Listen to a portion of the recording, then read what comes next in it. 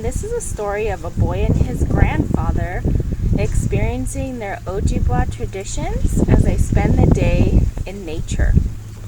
And while I'm reading, I want you to think about if there's anybody in your family who you enjoy spending time with, talking to, and learning from. Maybe all of the above. Morning on the Lake, written by Jan Bordeaux Wabus, illustrated by Karen Rexach.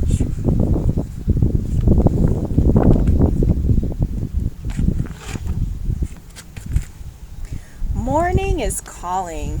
It is time. I hear my grandfather's slow, quiet voice in the distance. There's no need for him to say it again. I jump out of bed, rub the sleep from my eyes, and pull my t-shirt and pants on. As I run to the lake where he stands waiting, I see his large silhouette against the pink morning sky. He's staring out at the cool, calm water. Morning mist looks like a gray blanket covering the lake.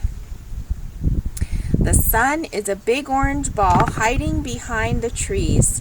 I imagine it being pulled up by the spider's strings. I am ready, Mishomis. I yawned between the words and covered my mouth with my hand. I must be wide awake this morning. Grandfather turns to me and smiles. He's wearing his favorite old straw hat. It has the feathers of a hawk stuck in the band. I found it for him when we were walking through the brush. On his feet are moccasins, plain moccasins, no beads, no fur, no quills. He made them himself from moose hide. He made me a pair too, just like his. Grandfather looks down at my feet, so I look down. I wiggled my bare toes. Grandfather slowly shakes his head from side to side. Then he grins. I grin too.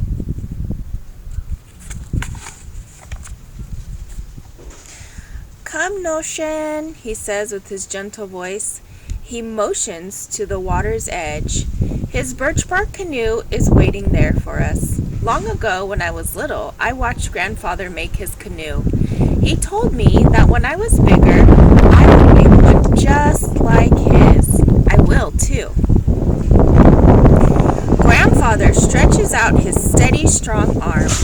I hold on to it and climb onto the canoe. It feels wobbly, so I sit very still. We begin to drift away from the shore. Because I'm in the front looking out, I cannot see my grandfather's face, but I know that he is smiling.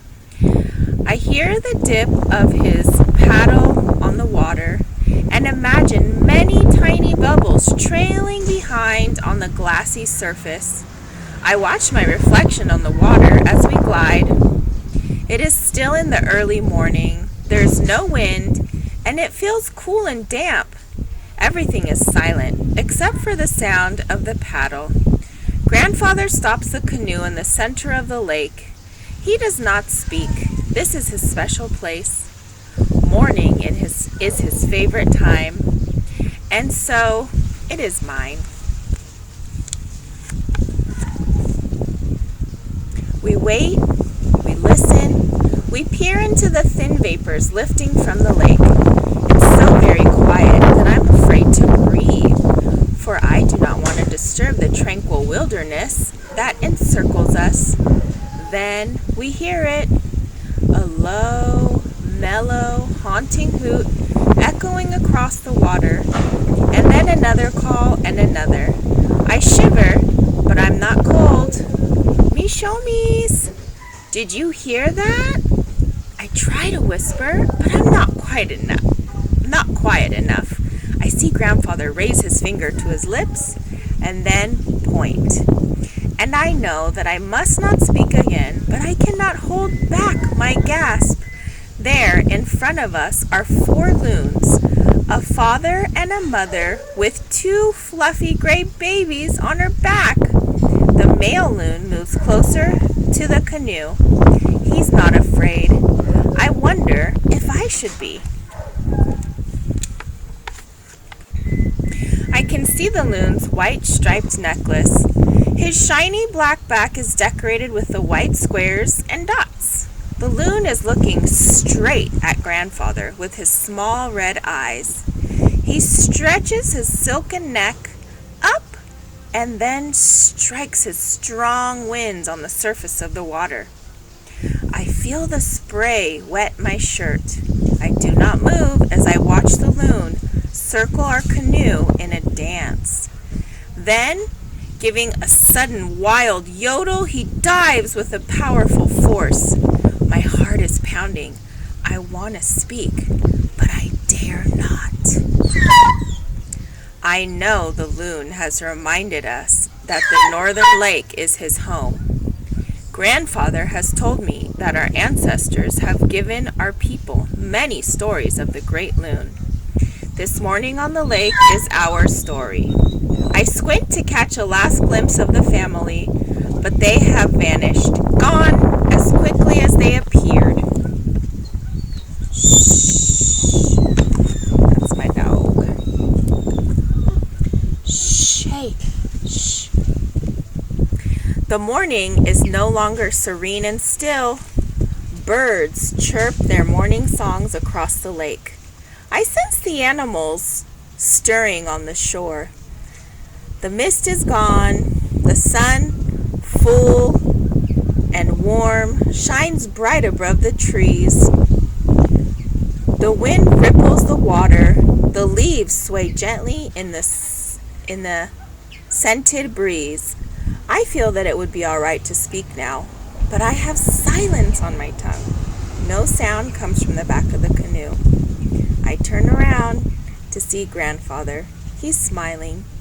I glance at my own reflection on the water, and I am smiling too, just like Grandfather. Noon. Grandfather is looking up. I know he's searching the sky. Grandfather is wise and knows many things. He says I will too. When, Mishomis? I asked. In time, he answers. Wisdom will come. I stand beside Grandfather. I look up and search too. The sun is low on the horizon. I feel the wind's wings warm on my arms and legs. Grandfather speaks softly. It is time. We will go. I want to jump up and down and make a lot of noise, but I do not. For where we are going, only silence is needed.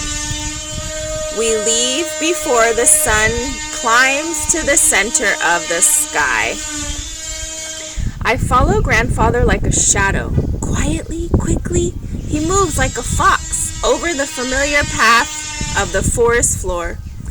I know that many animals have made this trail as they walked beneath the ancient white pines that whisper and past the singing water of the river. But I don't see any of them today, only Grandfather ahead of me. I try to stay close behind, but it is not easy keeping up with his strong, silent strides. I stop a moment to taste a plump purple berry from a Saskatoon bush and then hurry on. Sorry for the other noise. We're doing some construction in our house. I am hot and thirsty. There are beads of sweat on my nose. I'm getting tired, but I do not slow down. Finally, Grandfather stops. We're almost there. Almost. He turns to me and smiles. You travel swiftly with soft steps. That is good. Now you must show strength as well. He points to a rocky cliff and then tousles my hair with his long fingers. His dark brown eyes are bright and catch the sun's reflection. Are you ready, Notion? I wipe the sweat from my nose, take a deep breath, and nod. I am. Before we begin our climb, I watch my grandfather's strong open to the turquoise sky. So I too stretch my arms high. Grandfather looks at me and nods. As I climb, I can feel each rough groove etched in the face of the cliff. Its surface is hot and dry under my sweaty palms. My fingers are red and tingling, and I feel the hard ridges of rock pressing against my bare knees. The cliff is steep, so I avoid looking down. Although I am not afraid, I am tiring. I keep up with Grandfather, but my legs feel as heavy as rocks. I cannot let this slow me, for I know that many ancestors have climbed here before me, and before Grandfather too. I imagine each foothold formed through time by their steps. Finally, we reach the top. The sun is high. It's very still and quiet.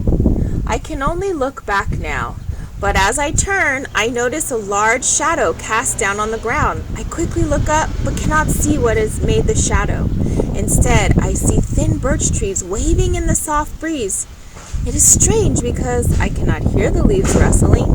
Neither can I feel the wind cooling my skin or smell the dry moss under my moccasins. Up here, I stand closer to the noon sun, yet I do not feel the heat, nor do I have to shield my eyes from its brightness.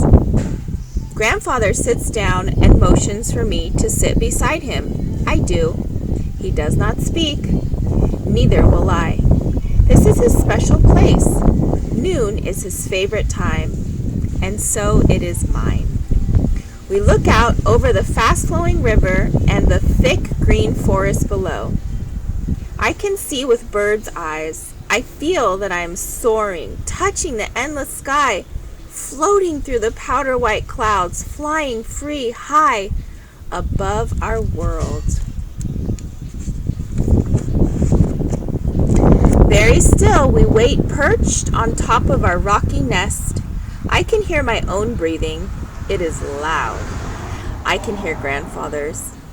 I wonder if he's holding his breath. I want to look at him, take one quick peek, but then I see a powerful bird in slow motion, alone and gliding. In silence, he moves with smooth, graceful strokes around and around. Then he circles us with wings reaching out like mother's arms. Motionless, we watch. The great eagle. Suddenly, the eagle is looking at me. He's coming in my direction. Faster and closer he flies. I do not move. Not one part of my body.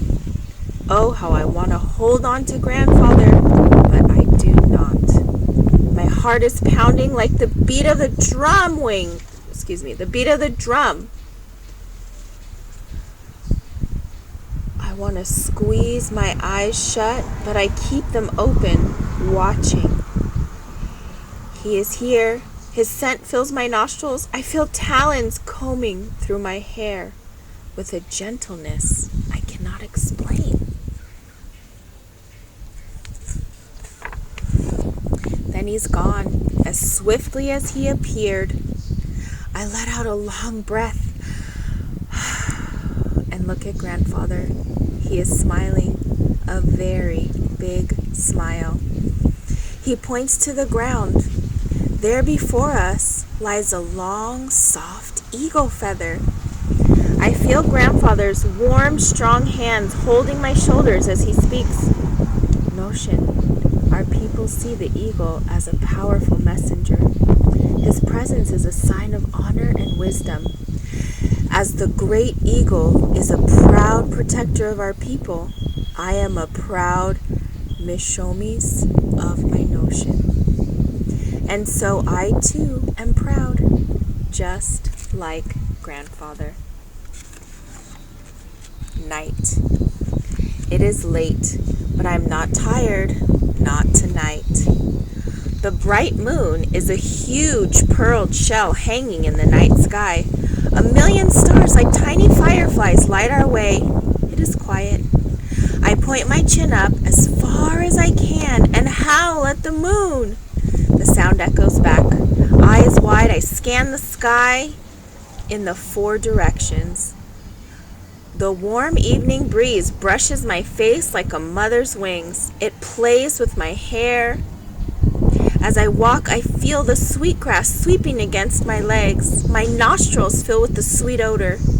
It is the same as the smell of the sweetgrass basket Grandfather made for me. I shall make one too someday, but not tonight. Grandfather's voice breaks the silence. Have you found it yet? Yes, I see it there. My arms shoot up, finger pointing high. Grandfather chuckles. Notion, your finger could be pointing to 1,000 stars, but there's only one North Star. When you spot the Big Dipper, you'll always find the North Star. Remember this when you are in the woods. We cross the open field and stand at the door of the forest. The tall, dark shadows of the pines against the night sky look like animal shapes to me. I have waited a long time for this. I have been in the bush with Grandfather many times, but not at night. I know that this is his special place. Night is his favorite time, and so it is mine. Grandfather has told me that I must have the night eyes of an owl, a nose as keen as a bear's, and ears as sharp as a wolf's. I do. I'm ready. I can feel a strange chill beneath my jacket, but it is not cold. The air in the forest is damp and smells of cedar roots, spruce needles, and fishing worms. The thick arms of the huge tree block out the moonlight. I try to use my owl eyes, but they're not working very well. I feel the forest floor with my moccasins and lift my feet high with each step so I will not stumble over fallen branches. I cannot hold my silence and excitement anymore. Mishoms, I whisper. When will we see all the night animals? Where are they? He does not stop to answer, and his shadow in front of me moves quickly. I imagine that Grandfather is a bear or a moose traveling in the woods in the dark. Yet he moves too swiftly and silently for either of these large animals. I quicken my pace and follow close behind him. Suddenly, a bone-chilling howl pierces the silence. I gasp and whirl around. I am able to see now in the blackness. There are 2 yellow eyes staring, looking right at me.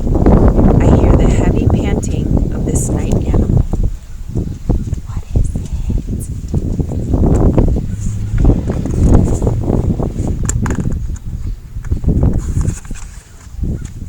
I am trembling. I try to turn in Grandfather's direction, but cannot. My moccasins stick to the earth's floor like tree sap. They will not move.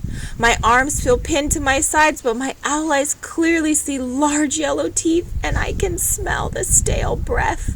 I want to shout out, I don't want to be here, but the words are not there. Neither is Grandfather. So I speak without sound. Mishomis, where are you? Can you not see me? Do you not hear this night animal? Mishomis, where are you? Then I hear his low, familiar voice. Notion, do not move. Stay very still. The wolves will not harm you. Wolves, I cannot believe my ears. Is this really happening? Be brave, show no fear. They mean you no harm. Stand very tall and straight and do not turn your back to them. I can hardly hear Grandfather speaking. I try to be brave, slowly pulling my shoulders back. I stretch my body as tall as I can. My eyes widen. There in front of me are several shade figures, all with yellow eyes and yellow teeth, staring at me, a pack of timber wolves. The leader is still erect, ears pricked forward, tail and head held high.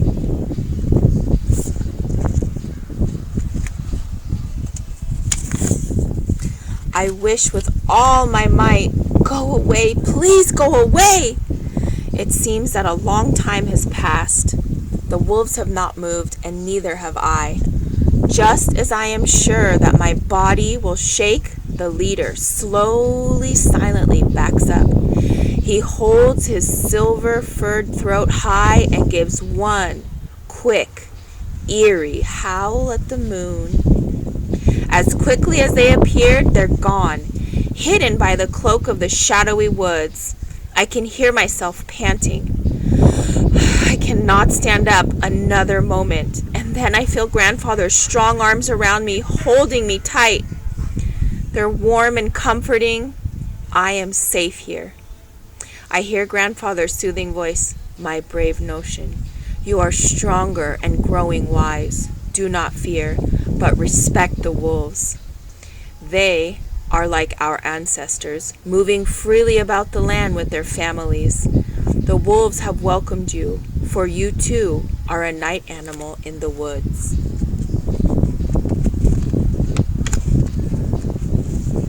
I can barely keep my eyes open as I climb onto Grandfather's back for the walk out of the forest.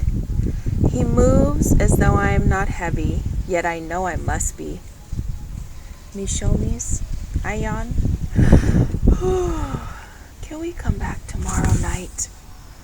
I hear his chuckle across the open field of sweetgrass. And that's the end. So I hope that you were thinking about someone in your family who you spend time with, who you talk to, and who you learn from the same way that this young man learns from his grandfather.